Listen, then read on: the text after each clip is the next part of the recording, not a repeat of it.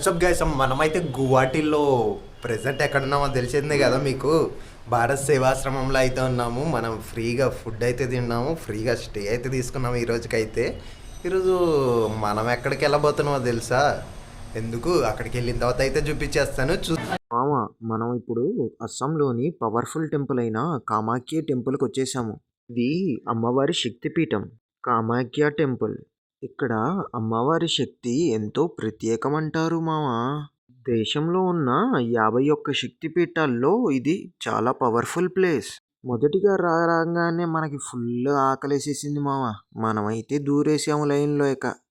లైన్లో కుస్తీలు అటు ఇటు పడుకుంటా మెల్లగా అయితే దూరాము. ఆ అమ్మ కృపో దయ్యో నా మీద. ఈరోజు రాగానే అమ్మ ఫుడ్ అయితే తినేస్తున్నామండి. ఇదైతే మీకు స్టార్టింగ్లోనే ఉంటుంది. ఇదే కాదు, ఇక్కడ టోకెన్ కూడా ఉందండి. అమ్మవారి భోజనం అయితే చూసేయండి ఏమేమి ఉన్నాయో ఐటమ్స్. ఈ భోజనం అయితే కాకులు కూడా తినేస్తాయండి, మామూలుగా అయితే లేదు.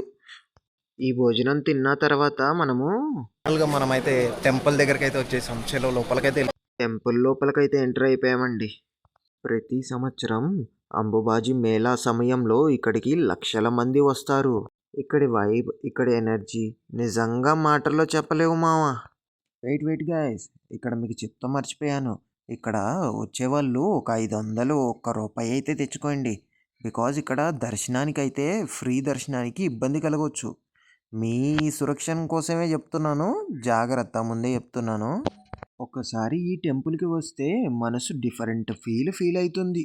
పురాణాల ప్రకారం సతీదేవి శరీర భాగం పడిన ప్లేస్ ఇది. అందుకే ఇక్కడికి వచ్చిన ప్రతి ఒక్క భక్తులు చాలా భక్తితోని దర్శనం చేసుకుంటారు. మన ఆల్ ఇండియా రైడ్లో ఇది ఒక స్పెషల్ మూమెంట్ అయిపోతుంది. కామాఖ్య టెంపుల్ తంత్ర సాధనాలకు కూడా చాలా ఫేమస్ అండోయ్. ఇక్కడ అమ్మవారిని పవిత్ర శక్తిగా పూజిస్తారు. ఎంత దూరం నుంచి వచ్చిన భక్తులైనా ఇక్కడికి వచ్చిన తర్వాత ప్రశాంతంగా ఫీల్ అవుతారు మావా. మన రైడ్లో చాలా ప్లేసులు చూసాం, కానీ ఇది మనకి చాలా స్పెషల్. మావో, కామాఖ్య టెంపుల్ ఒక టూరిస్ట్ ప్లేస్ కాదు మావో, ఇది భక్తి శక్తి ఒక కలిసిన ప్లేస్ మావా. అందుకే ఈ ప్లేస్కి ఒక్కసారి వచ్చిన వాళ్ళు మళ్ళీ మళ్ళీ రావాలనుకుంటారు. ఇక్కడ మనమైతే అనుకోకుండా ఒక టెంపుల్ అయితే మిస్ చేసాం మావా. మీరైతే ఆ టెంపుల్ని అయితే దర్శనం చేసుకుని వెళ్ళండి కనుక్కుని. అదేంటో కామెంట్లో కూడా చెప్పండి మామో, నాకు కూడా. అంతేకాదు మామో, ఇక్కడి నుంచి వెళ్ళేటప్పుడు మనకి సైడ్లో ఒక కొలను అయితే కనబడింది. ఇదే ఆ కొలను. చూడండి, ఇక్కడ తంత్ర సాధనలు కూడా జరుగుతున్నాయి. ఇది చూసి షాక్ అయిపోయామండి మనం. అమ్మ బాబోయ్, ఈ గుడి అయితే మామూలు అయితే కాదు అని అప్పుడు అర్థమైంది మనకైతే. ఇంకా అలా దర్శనం చేసుకుని బయటకైతే వచ్చేసామండి మనం. ఇప్పుడు ఎక్కడికి వెళ్ళబోతున్నామో తర్వాత చూసేయండి మీరే. చూసి ఎక్స్పీరియన్స్ చెప్పండి. నెక్స్ట్ మనం ఎక్కడికి వెళ్తున్నామో చూసేయండి. కామాఖ్య అమ్మ అయిపోయిన తర్వాత ఇక్కడికైతే వచ్చేసేయండి. బోటింగ్కి అయితే టికెట్ అయితే అవుతుంది. మీరైతే ఒక 100 రూపాయలు పట్టుకుని వెళ్ళండి మనిషికి అయితే. చిట్టిగాడిని ఈ సైడ్లో అయితే పార్క్ చేసాము మనం. ఇక్కడ వ్యూ అయితే చూపెట్టేస్తున్నా. ఇక్కడ వ్యూ చూడు మామ ఎట్లా ఉందో మొత్తం సైడ్కి. మనం వెళ్ళబోయేది మాత్రం ఈవేనే. ఈ ఫెర్రీ స్టాండ్ చూడండి, మామూలుగా అయితే లేదు, ఏదో ఎయిర్పోర్ట్ ఫైనల్గా ఒక అరగంట ఎక్కేసి బోట్లోకి అయితే ఎక్కేసామండి. మనం ఇప్పుడు ప్రజెంట్ ఇక్కడ అయితే ఉన్నాం. మనం ఇక్కడి నుంచి ఆ ప్లేస్కి అయితే వెళ్ళబోతున్నాం. అక్కడ ఉంది చూడండి, కనబడుతుంది ఐలాండ్ లాగా. ఆ ప్లేస్కి అయితే వెళ్ళబోతున్నాం. బోట్ అయితే స్టార్ట్ అయిపోయింది మామ. చూడండి ఎక్కడికి వెళ్తున్నాము. అదిగోండి కనబడుతుందా ఎదురుగా, అక్కడికైతే వెళ్ళిపోయి. ఎవరన్నా ఇక్కడికి వచ్చిన వాళ్ళు మన రోప్ వే అయితే ఉంది, ఎక్స్పీరియన్స్ అయితే చేయండి. అక్కడి నుంచి అక్కడ కనబడుతుంది కదా, అక్కడి నుంచి స్టార్ట్ అయ్యి ఇట్లా వస్తుంది రోప్ వే అయితే. పర్ పర్సన్ 300 అంట. ఒకసారి అయితే బాబా ఎక్స్పీరియన్స్ అయితే. నా ప్రిఫరెన్స్ అయితే గవర్నమెంట్ బోటే మామ. మీరైతే ప్రైవేట్ బోట్ ప్రిఫరెన్స్ చేయొచ్చు, బికాజ్ మీ దగ్గర డబ్బులు ఉండొచ్చు కదా. ఓకేనా, మీ ఇష్టం అది. ప్రైవేట్ బోట్ అయితే ఇంకా కొంచెం రేట్ ఎక్కువ కూడా ఉంటుంది. దేవుడా, వీళ్ళు చూడండి మా ఎంతమంది ఉన్నారో. ఓరి దేవుడా, ఇంతమంది వచ్చి మళ్ళీ తిరిగి వెళ్తున్నారు కూడా వీళ్ళు. వామ్మో. ఫైనల్గా అయితే మన బోట్ అయితే వచ్చేసి ఇక్కడ చూడండి మా ఎంతమంది జనం అయితే ఉన్నారు. ఇక్కడ వెళ్ళే టైంకి మొత్తం అయితే నిండిపోతుంది. Welcome to holy site of Umanand temple. అలా ఈ మెట్లు నడుచుకుని పైకి వెళ్ళి చెప్పులు వదలాలంటే ఇక్కడ కానీ అక్కడ కానీ వదిలేస్తాండి. బెటర్ అది. వీళ్ళు చూడండి ఎక్కడ పడితే అక్కడ వదిలేశారు. ఒక ఆర్డర్ అని లేదు, ఇక్కడ వీళ్ళకి డిసిప్లిన్ అని లేదు. బ్రహ్మపుత్ర నది మధ్యలో ఈ చిన్న ఐలాండ్ మీద ఉన్నదే ఉమానంద్ టెంపుల్ మావా. ఇక్కడ శివుణ్ణి ఉమానందేశ్వరుడుగా పూజిస్తారు. పురాణాల ప్రకారం కామదేవుడు ఇక్కడే శివుడి కోపానికి బలి అయ్యాడు. అందుకే ఇక్కడ భక్తులు ఇక్కడ ప్రదేశానికి ప్రత్యేక శక్తి ఉంది అని భావిస్తారు మావా. నది మధ్యలో బోట్ జర్నీ చేసి ఈ టెంపుల్కి రావడం అంటేనే ఫుల్ వైబ్స్ వస్తాయి మావా. గువాహటి సిటీలో ఉన్నా కానీ ఇక్కడికి వచ్చిన తర్వాత ఫుల్ ప్రశాంతంగా అనిపిస్తుంది మావా. చెప్తాం మర్చిపోయాను, ఇక్కడికి మొదటిలోనే మన విఘ్నేశ్వరుడి టెంపుల్ కూడా ఉందండి. అది దర్శనం చేసుకుని అయితే రండి ముందు. ఇక్కడ చూసి షాక్ అయిపోయాను. ఇక్కడ 2 నందులు ఉన్నాయండి. ఇక్కడ ఎదురుగా 2 నందులకు పూజలు చేస్తున్నారు మరి ఇక్కడ. అండ్ నేను గమనించింది ఏంటంటే ఇక్కడ మన శివయ్యకి ఎదురుగా నంది లేదండి. ఫైనల్గా మన దర్శనం అయితే అయిపోయింది. ఎవరన్నా వచ్చే వాళ్ళు ఉంటే ఈవినింగ్ మాత్రము కొంచెం తొందరగా అయితే వచ్చేసేయండి. బికాజ్ 5 కల్లా అయితే షిప్స్ క్లోజ్ అయిపోతాయంట. మీరైతే తొందరగా రావడానికి ట్రై చేయండి.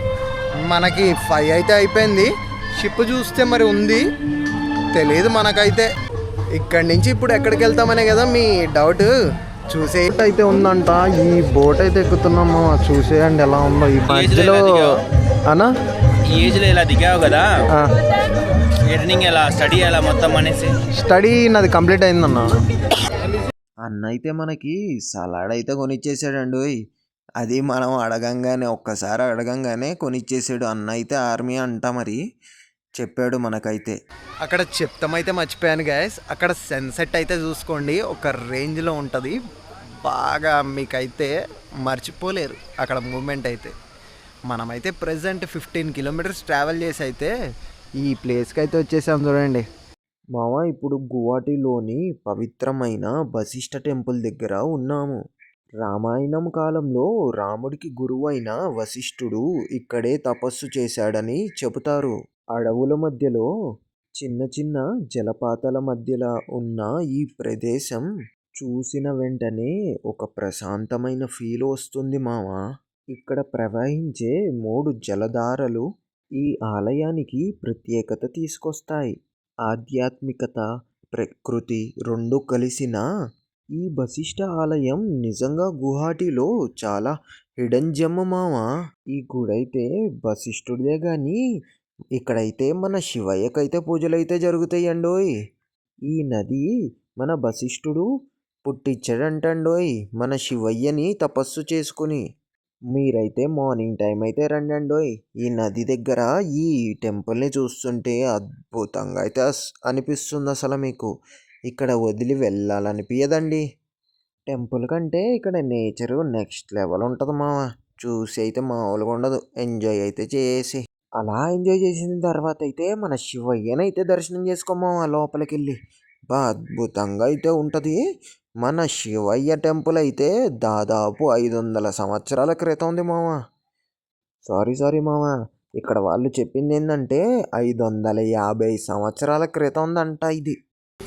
మీరైతే ఈ తప్పు అయితే చేయకండి. నేనైతే నైట్ అయితే వచ్చాను. మీరు నైట్ రాకుండా మార్నింగ్ టైం అయితే రండి. ఈ గుడి అయితే ఓపెనే ఉంటుంది, ఓకేనా. ఇక్కడ ఇప్పుడు మనం లోపలికైతే వచ్చాము. ఇక్కడ వాళ్ళని అయితే అడిగిదైతే తెలుసుకుందాం ఇక్కడ అసలు టెంపుల్ గురించి ఏంది అని చెప్పేసి. इस टेम्पल के बारे में बोल सकता है?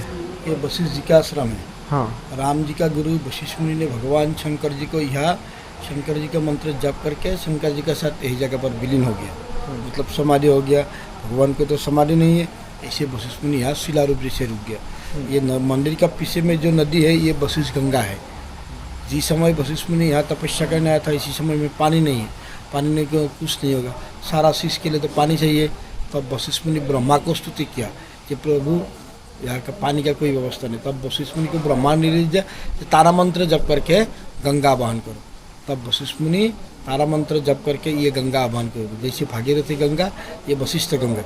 ये गंगा पर नहा करके वशिष्ठ मुनि भगवान शंकर जी का मंत्र जप करके शंकर जी के साथ यही जगह पर विलीन हो गया। उसके बाद में वशिष्ठ मुनि ने अहोम राजा को सपना दिखाया। ये जगह का नाम है वशिष्ठ आश्रम। यहाँ एक अच्छा से मंदिर बनाई तब वशिष्ठ मुनि का निर्देश में अहोम राजा ने ये मंदिर बनाया। आज से 500 साल पुराना है। पुराना। हाँ, उसी समय में हम लोग तो असम में कोई ब्राह्मण नहीं था, कोनुष का ब्राह्मण है हम लोग। कोनुष से हम लोग को पूर्व पुरुष को लेकर के यहाँ पूजा पाठ करने के लिए सारा व्यवस्था हम लोग को दे दिया, लिखित व्यवस्था दे दिया, ताम्र का फौली में लिख करके उसी टाइम उसी टाइम में 500 years बैक। हाँ हाँ, उसी समय से इसे जनरेशन बाय जनरेशन हम लोग को चल रहा है। हो गया हम लोग का यह पूजा हो गया, मेन पूजा शंकर जी का है। शंकर जी का ही। हाँ, इसीलिए शिवरात्रि बहुत धूमधाम से होते हैं, बड़ा पूजा होते हैं। सारा रात में 4 प्रहर का पूजा होते हैं। और बाकी मकर संक्रांति में मेला लगता है, जो कुंभ मेला जो बोलता है, उसी समय में मकर संक्रांति में मेला लगता है।